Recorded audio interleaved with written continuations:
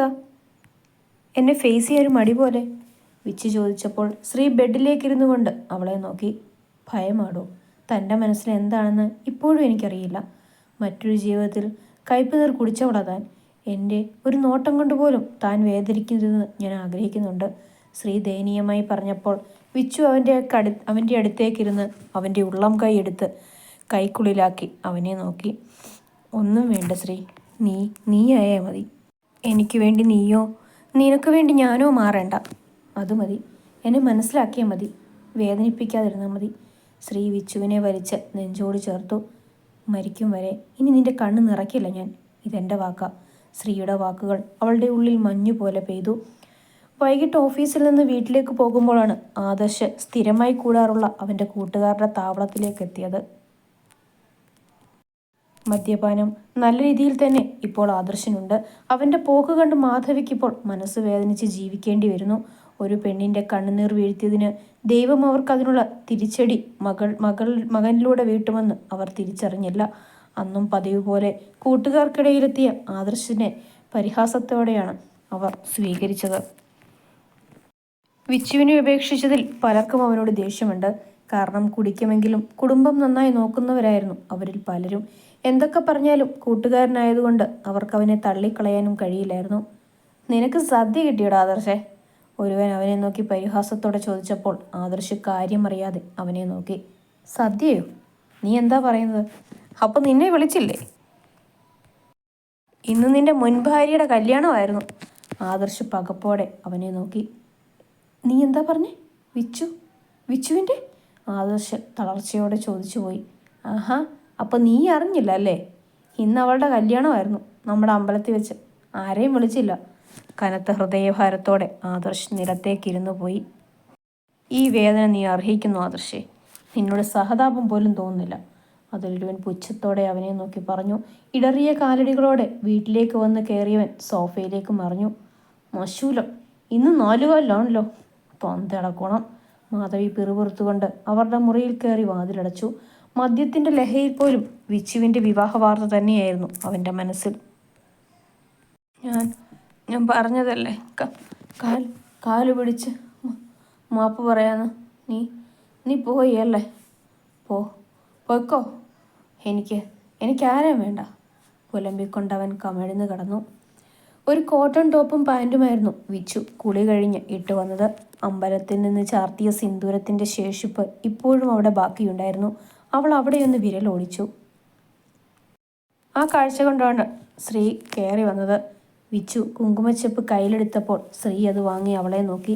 ശ്രീ ഒരു നുള്ളു സിന്ദൂരം കയ്യിലെടുത്ത് അവളെ നോക്കി. അവൾ സമ്മതം മൂളിയപ്പോൾ അവൻ അവളുടെ നെറുകയിൽ കുങ്കുമം ചാർത്തി. ബെഡിൽ ഉണർന്നിരുന്ന ആരൂട്ടൻ കൗതുകത്തോടെ 2 പേരെയും നോക്കിയിരുന്നു. ചേ! ആരൂട്ടൻ വിളിച്ചപ്പോൾ 2 പേരും അവനെ നോക്കി. സ്വന്തം നെറ്റിയിൽ വിരൽ തൊട്ട് എനിക്കും വേണമെന്ന് കാണിക്കുന്നവനെ 2 ആളും അതിശയത്തിൽ നോക്കി. അയ്യോ, അങ്ങനെ ഇടാൻ പാടില്ല മോനെ, ഇത് അമ്മയ്ക്ക് മാത്രമേ ഇടാവൂ. ശ്രീ അവനെ നോക്കി ദയനീയമായി പറഞ്ഞപ്പോൾ ആരൂട്ടൻ ചുണ്ടു പിളർത്തി ആണോ എന്ന് വിച്ചുവിനെ നോക്കി. അതേലോ, പക്ഷെ പൊന്നിനമ്മ കുറിയിട്ട് തരാലോ. വിച്ചു അവനെ എടുത്ത് അരയിലിരുത്തി മൂക്ക് രസിക്കൊണ്ട് പറഞ്ഞു. ആരൂട്ടൻ പൊട്ടിച്ചിരിച്ചുകൊണ്ട് അവളുടെ കഴുത്തിലേക്ക് ചാഞ്ഞു. ശ്രീയുടെ കയ്യിലെ സിന്ദൂരച്ചൊപ്പിൽ നിന്ന് വിരൽ തൊട്ട് വിച്ചു ആരൂട്ടനൊരു കുറിയിട്ട് കൊടുത്തു. തിളങ്ങിയ മുഖത്തോടെ ആരൂട്ടൻ അവളെ നോക്കി. വിച്ചു അവൻ്റെ കവിളിൽ അമർത്തി ഉമ്മ വെച്ചു. അത് ശരി, അമ്മയും മോനും സെറ്റ്, നമ്മൾ ഔട്ട്. ശ്രീ കുശുമ്പ് കുത്തി പറഞ്ഞതും ആരൂട്ടൻ അവനെ നാക്ക് നീട്ടി കാണിച്ചു. ഭക്ഷണം കഴിക്കാൻ അവരെ വിളിക്കാൻ വന്ന മധുരിമ ആ കാഴ്ച കണ്ട് മനസ്സ് നിറഞ്ഞ് തിരിച്ചു നടന്നു. അരത്തിണ്ണയിൽ കണ്ണിന് കുറുകെ കൈവച്ച് കിടക്കുകയായിരുന്നു വിധു. അവൻ്റെ ഹൃദയം കനത്ത് വിങ്ങൽ നിറഞ്ഞു വന്നിരുന്നു. വന്നതു മുതൽ മൂടിക്കെട്ടി ഇരിപ്പാണവൻ. സുധയ്ക്കും ശങ്കരനും ഉള്ളിലുള്ള വിഷമം പുറത്ത് കാണിച്ചുവെങ്കിലും വിധു ഒരിക്കലും അവൻ്റെ മനസ്സിലുള്ളത് പുറത്ത് കാണിക്കാറില്ല. അരുണി ഭക്ഷണം എടുത്തു വെച്ചിട്ട് അവൻ്റെ അടുത്തേക്ക് വന്നിരുന്നു. അവൻ്റെ മുടിയിഴകളിലൂടെ വിരലോടിച്ച് അവനെ നോക്കി. വിധു അവളുടെ മടിയിലേക്ക് കയറിക്കിടന്ന് അവളുടെ കൈത്തലമെടുത്ത് അവൻ്റെ കവിളിൽ വെച്ച് ചരിഞ്ഞു കിടന്നു. വന്നതു മുതൽ എന്തൊരു കിടപ്പേട്ടാ ഇത്. ഇവിടെ ഇങ്ങനെ വിഷമിച്ച് കിടക്കുന്നത് വിച്ചു അറിഞ്ഞാൽ അവൾ സന്തോഷത്തോടെ ഇരിക്കുമെന്ന് തോന്നുന്നുണ്ടോ?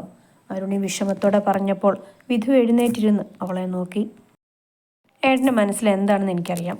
ഒരിക്കൽ അവൾ അനുഭവിച്ചതൊന്നും അറിയാതെ പോയതും അന്ന് അവൾക്ക് വേണ്ടി ഒന്നും ചെയ്യാൻ കഴിയാതെ പോയതും ഇനിയും അവളുടെ ജീവിതം എന്താകുമെന്നുള്ള ആധിയുമാണ് ഈ വിഷമത്തിന് പിന്നിൽ, അല്ലേ? പക്ഷേ ഇപ്പോൾ അവളെ കൂടിക്കൂട്ടിയത് ശ്രീയാണ്. അവൻ അവളെ വേദനിപ്പിക്കുമെന്ന് ഏട്ടന് തോന്നുന്നുണ്ടോ? അറിയാം, മനുഷ്യൻ്റെ മനസ്സ് എപ്പോൾ വേണമെങ്കിലും മാറാവുന്ന. പക്ഷേ ഇന്നത്തെ ദിവസം ഓരോന്നോർത്ത് വിഷമിക്കാതെ എഴുന്നേറ്റ് വന്നേ. അരുണി അവനെ നിർബന്ധിച്ച് എഴുന്നേൽപ്പിച്ചു കൊണ്ടുവന്ന് ഭക്ഷണത്തിന് മുൻപിലിരുത്തി. അവസാനം അരുണി ശ്രീയെ വീഡിയോ കോൾ വിളിച്ചു. സന്തോഷവതിയായി ആരൂട്ടനോടൊപ്പം കളിച്ചു ചിരിച്ച് ആഹാരം കഴിച്ചുമിരിക്കുന്ന വിച്ചുവിനെ കണ്ടപ്പോഴാണ് വിധുവിന് ഒരു വറ്റുപോലും ഇറങ്ങിയത്. രാത്രി ആരൂട്ടനെയും എടുത്തുകൊണ്ട് റൂമിലേക്ക് പോകാൻ നിന്ന വിച്ചുവിനെ മധുരിമ വിളിച്ചു. മോനെ, എൻ്റെ റൂമിൽ കിടത്തിയേക്ക് മോളെ. വിവാഹരാത്രി തന്നെ അവർക്കിടയിൽ ആരൂട്ടനൊരു തടസ്സമാകണമെന്ന് കരുതി മടിയോടെയാണ് മധുരിമ അവളോട് പറഞ്ഞത്. വേണ്ടമ്മേ, എൻ്റെ മോന് വേണ്ടിയാ ഞാനിപ്പോൾ ഇങ്ങനെ ഇവിടെ നിൽക്കുന്നത് തന്നെ. ഇവനില്ലാതെ ഞാൻ ഉറങ്ങുമെന്ന് അമ്മയ്ക്ക് തോന്നുന്നുണ്ടോ? വിച്ചു ആരൂട്ടൻ്റെ കവളിൽ ഉമ്മ വെച്ചുകൊണ്ട് പറഞ്ഞു. മധുരിമ അവൾ പോകുന്നതും നോക്കി നിന്നു. ജനലിലൂടെ പുറത്തേക്ക് നോക്കി നിന്ന ശ്രീ വാതിലടയ്ക്കുന്നത് കേട്ട് തിരിഞ്ഞു നോക്കി. ആരൂട്ടനെ ബെഡിൽ കിടത്തി പുതപ്പിച്ചുകൊണ്ട് വിച്ചു ശ്രീയെ നോക്കി. കിടക്കുന്നില്ലേ? വിച്ചു ശ്രീയെ നോക്കി ചോദിച്ചു. ശ്രീ ഒന്നും മിണ്ടാതെ തലയാട്ടി ജനാലയടച്ചുകൊണ്ട് ബെഡിൽ വന്നിരുന്നു. വിച്ചു ചുവരോട് ചേർന്ന് കിടന്ന് ആരൂട്ടൻ്റെ നെറുകയിൽ തലോടിക്കൊണ്ടിരുന്നു. ശ്രീ മറ്റേ അറ്റത്തായി വന്ന് കിടന്നുകൊണ്ട് ചരിഞ്ഞ് അവളെ നോക്കി. എന്നാൽ ചുവരിൽ തൂക്കിയിരുന്ന സ്വാതിയുടെ ചിത്രത്തിലേക്കായിരുന്നു വിച്ചുവിൻ്റെ കണ്ണുകൾ നീണ്ടത്. പക്ഷേ അവളുടെ സ്ഥാനം കൈയടക്കി എന്ന തോന്നലുണ്ടാകുമോ എന്ന് അവൾ ചോദിച്ചുപോയി, സ്വന്തം മനസ്സിനോട് തന്നെ. വിച്ചുവിൻ്റെ നോട്ടം പോയിടത്തേക്ക് തന്നെ ശ്രീയുടെ നോട്ടവും പോയി. സ്വാതിയുടെ ചിത്രം കണ്ടു വല്ലായ്മയോടെ അവൻ അവളെ നോക്കി. വിച്ചു, നിനക്കെന്തെങ്കിലും ബുദ്ധിമുട്ട് തോന്നുന്നുണ്ടോ? ഇല്ല ശ്രീ, അവളുടെ സ്ഥാനം ഞാൻ തട്ടിയെടുത്തുന്ന ചിന്ത മാത്രമേ ഉള്ളൂ.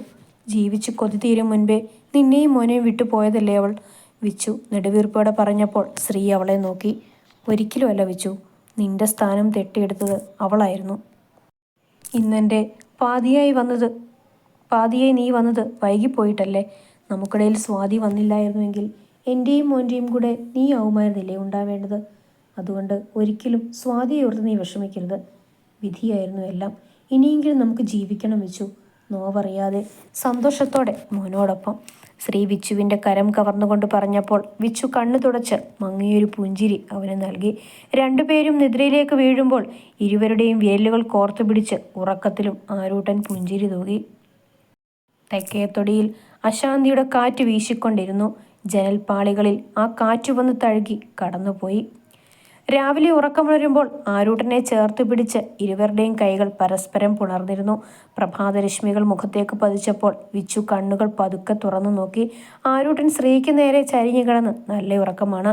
ഇരുവരുടെയും കൈകൾ കൂട്ടിയിരുമിയിരിക്കുന്നത് അപ്പോഴാണ് അവൾ ശ്രദ്ധിക്കുന്നത്.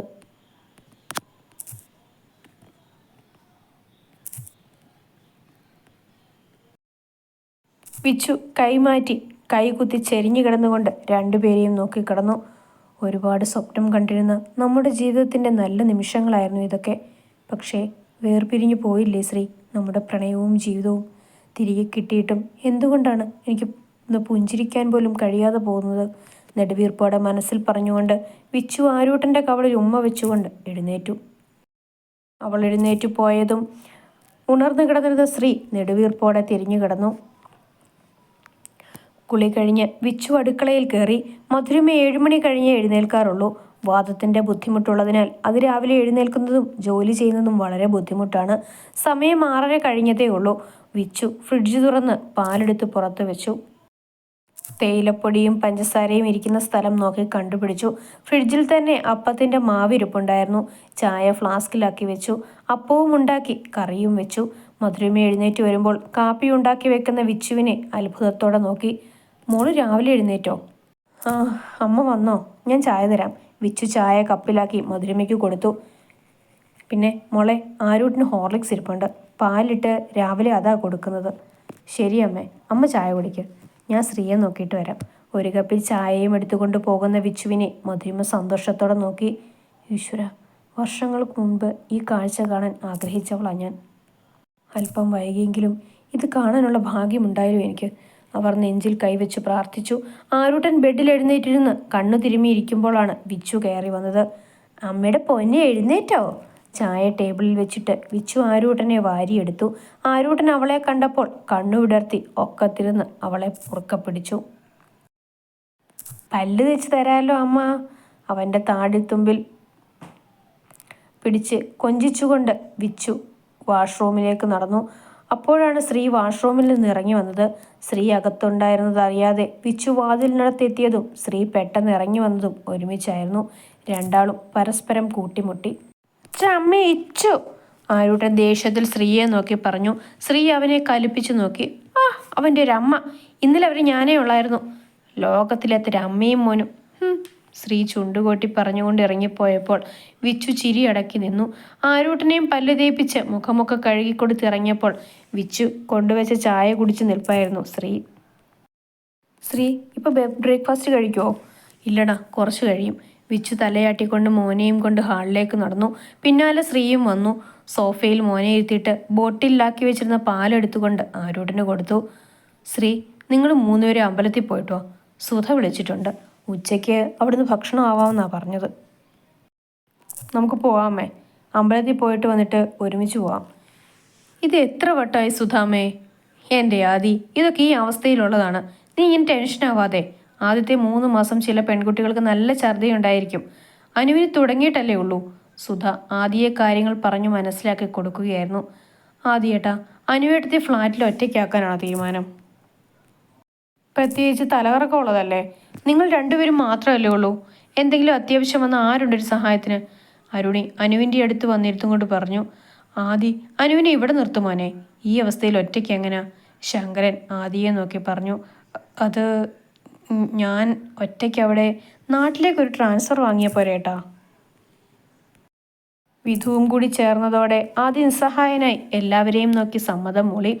അരുണിയുടെ അച്ഛനും അമ്മയും രാവിലെ തന്നെ വിച്ചുവിൻ്റെ വീട്ടിലേക്ക് എത്തിയിരുന്നു. അരുണിയും സുധയും അരുണിയുടെ അമ്മയും കൂടിയായിരുന്നു പാചകം. ശങ്കരൻ പറമ്പിൽ നിന്നും കാച്ചിരി വെട്ടിയെടുത്ത് പുഴുങ്ങി കാന്താരി ചമ്മന്തിയും ഉണ്ടാക്കിയിരുന്നു. വിധുവിൻ്റെ സ്പെഷ്യൽ ചിക്കൻ വരട്ടിയതും കപ്പ പുഴുങ്ങിയതും. എല്ലാവരും ഒത്തുചേർന്ന് വിച്ചുവിനെയും ശ്രീയെയും സ്വീകരിക്കാനുള്ള തയ്യാറെടുപ്പിലായിരുന്നു. നേർത്ത പുളിയിലക്കരയുള്ള സെറ്റുമുണ്ടായിരുന്നു വിച്ചുവിൻ്റെ വേഷം. 2 പവൻ്റെ നേർത്ത അധികം ഇറക്കമില്ലാത്ത താലിമാലയായിരുന്നു ശ്രീ അവൾക്ക് ചാർത്തിയത്. കയ്യിൽ നേർത്ത ഓരോ സ്വർണ്ണവളകളും ഇട്ടു. ആരൂട്ടനെയും ഒരുക്കിയിറക്കി മധുരിമയും ഇറങ്ങി വന്നു. അമ്പലത്തിൽ പോയിട്ട് അതുവഴി ചിറ്റൂർ പോകാനായിരുന്നു അവരുടെ പ്ലാൻ. അമ്പലത്തിൽ തൊഴുത് കഴിഞ്ഞിറങ്ങിയപ്പോഴാണ് കേട്ടുപഴക്കമുള്ളൊരു ശബ്ദം അവളെ തേടിയെത്തിയത്. ആരൂട്ടനെയും എടുത്ത് തിരിഞ്ഞു നോക്കിയ വിച്ചു പകപ്പോടെ നോക്കി നിന്നു. കഴിഞ്ഞു അല്ലേ? ഞാൻ അറിഞ്ഞില്ല. നന്നായി വരട്ടെ. എന്നെപ്പോലൊരു ശാപം പിടിച്ചവനെ ഒരു പെണ്ണ് സഹിക്കില്ല. നീ പോയപ്പോഴാണ് ഞാൻ ശരിക്കും ശപിക്കപ്പെട്ടവനായത്. മാപ്പ്. ഈ ജന്മം ക്ഷമിക്കാൻ കഴിയുമെങ്കിൽ പോട്ടെ. നെഞ്ചു പിടയുന്ന വേദനയോടെ ആരൂട്ടൻ്റെ കവിളിൽ തലോടി ഇടർച്ചയോടെ ഇറങ്ങിപ്പോകുന്നവനെ നോക്കി പേരറിയാത്തൊരു നൊമ്പരവും പേറി വിച്ചു നോക്കി നിന്നു. കണ്ണൊരു വേള നിറഞ്ഞു തുളുമ്പിയപ്പോൾ ആരൂട്ടൻ്റെ വിരലുകൾ അവളുടെ കണ്ണുനീരൊപ്പി. വിച്ചു കണ്ണു തുടച്ച് അവൻ്റെ കവിളിൽ ഉമ്മ വെച്ചു. മതി അമ്മയ്ക്ക് ഈ ജന്മം. എൻ്റെ പൊന്നു കൂടെ ഉണ്ടായാൽ മതി. ഇനി അമ്മയ്ക്ക് ഒരു സങ്കടവും ഉണ്ടാവില്ല. അപ്പോൾ എന്നെ വേണ്ടേ? കൈകെട്ടി കുശുമ്പോടെ പറയുന്നവനെ കണ്ട് വിച്ചുവിന് ചിരി വന്നു. വേണ്ട, എനിക്ക് എൻ്റെ മോൻ മാത്രം മതി. അവനെ ശുണ്ടി പിടിപ്പിക്കാൻ പറഞ്ഞതാണെങ്കിലും ശ്രീയുടെ മുഖം വാടിയത് വിച്ചു വല്ലായ്മയോടെ നോക്കി. സോറി ശ്രീ, ഞാൻ നിന്നെ കളിയാക്കാൻ. അത് വിടുവിച്ചു. ഞാൻ വെറുതെ. അമ്മയും കുട്ടി താഴേക്കോ, ഞാൻ കാറിലിരിക്കാം. ശ്രീ പടവുകൾ ഇറങ്ങി പോകുന്നത് വല്ലായ്മയോടെ അവൾ നോക്കി നിന്നു. ചിറ്റൂർ 11 മണിയോടടുപ്പിച്ച് അവർ എത്തിയിരുന്നു. എല്ലാവർക്കും ഡ്രസ്സ് എടുത്തുകൊണ്ടാണ് ശ്രീ വന്നത്. സ്വീറ്റ്സും ഫ്രൂട്ട്സും കുറച്ച് ബേക്കറിയും വാങ്ങിയിരുന്നു. അനുവിന് ഇഷ്ടപ്പെട്ട നാൻ കട്ട കൂടി വിച്ചു വാങ്ങിക്കൊണ്ടു വന്നു. വിച്ചു ഓടി വന്ന് വിധുവിൻ്റെ നെഞ്ചിലേക്ക് ചാഞ്ഞപ്പോൾ ആരൂട്ടൻ മുഖം വീർപ്പിച്ച് അവളെ നോക്കി. കണ്ടോ ചെക്കൻ്റെ കുശുമ്പ്? അവൻ്റെ അമ്മയുടെ അടുത്തിപ്പോൾ അവനല്ലാതെ ആരും പാടില്ലെന്ന അവസ്ഥയായിട്ടുണ്ട്. മധുരിമ ചിരിയോടെ പറഞ്ഞപ്പോൾ ആരൂട്ടൻ ഓടി വന്ന് വിച്ചുവിൻ്റെ കയ്യിൽ തൂങ്ങി ഗമയോടെ വിധുവിനെ നോക്കി. എൻ്റെയാ? അവൻ്റെ പറച്ചിൽ കേട്ട് എല്ലാവരും മൂക്കത്ത് വിരൽ വെച്ച് നിന്നു. നീ കുറച്ച് കഷ്ടപ്പെടുമല്ലോ ശ്രീ. ആദി ശ്രീയുടെ കാതിൽ പതുക്കെ പറഞ്ഞപ്പോൾ ശ്രീ ദയനീയമായി അവനെ നോക്കി. റൂമിലിരുന്ന് അരുണിയും അനുവും ഓരോ വിശേഷങ്ങൾ പറയുമ്പോഴാണ് ആദർശിനെ അമ്പലത്തിൽ വെച്ച് കണ്ട കാര്യം വിച്ചു അവരോടായി പറഞ്ഞത്. അയാൾ ഇനിയും വേദനിക്കും വിച്ചു. നെഞ്ചു പൊട്ടി കരയും. പെണ്ണിൻ്റെ കണ്ണീർ വീഴ്ത്തുന്നവനൊന്നും ഗതി പിടിച്ചിട്ടില്ല. വയസ്സാം കാലത്ത് ഒരുത്തിൽ വെള്ളം കൊടുക്കാൻ ആളില്ലാതെ ആ സ്ത്രീ നരയിക്കും. അന്നേ നിന്നോട് ചെയ്തതിനെ കൂട്ടിയ ദ്രോഹങ്ങൾക്കുള്ള പ്രതിഫലമാണ് അതൊക്കെയെന്ന് അവർ ഓർക്കൂ. അരുണി വലിഞ്ഞു മുറുകിയ മുഖത്തോടെ പറഞ്ഞു. വിച്ചു ഡ്രസ്സൊക്കെ മാറി വേറെ എടുത്തിട്ടു. എല്ലാവരും ഹാളിൽ നിലത്തിരുന്നാണ് കഴിച്ചത്. മധുരിമയും ശങ്കരനും ഊണുമേശയിൽ വെച്ചാണ് കഴിച്ചത്. വിച്ചുവിൻ്റെയും ശ്രീയുടെയും നടുവിലിരുന്ന് ആരൂട്ടൻ കൗതുകത്തോടെ കാച്ചിലെടുത്ത് കുത്തി നോക്കുന്നുണ്ട്. വിച്ചു ചെറുതായി ഉടച്ച് അവൻ്റെ വായിൽ വെച്ചു കൊടുത്തു. വിച്ചു കഴിക്കുകയും അവനെ കഴിപ്പിക്കുകയും ചെയ്യുന്നുണ്ട്. അവരുടെ സ്നേഹം കണ്ട് മറ്റുള്ളവർ അത്ഭുതത്തോടെ നോക്കിയിരുന്നു. ജന്മം നൽകിയില്ലെങ്കിലും പെറ്റമ്മയെ പോലെയായിരുന്നു വിച്ചു അവന്. സേമിയ പായസവും കുടിച്ച് ഓരോരുത്തരായി ഓരോ മൂലയിൽ ഒതുങ്ങി.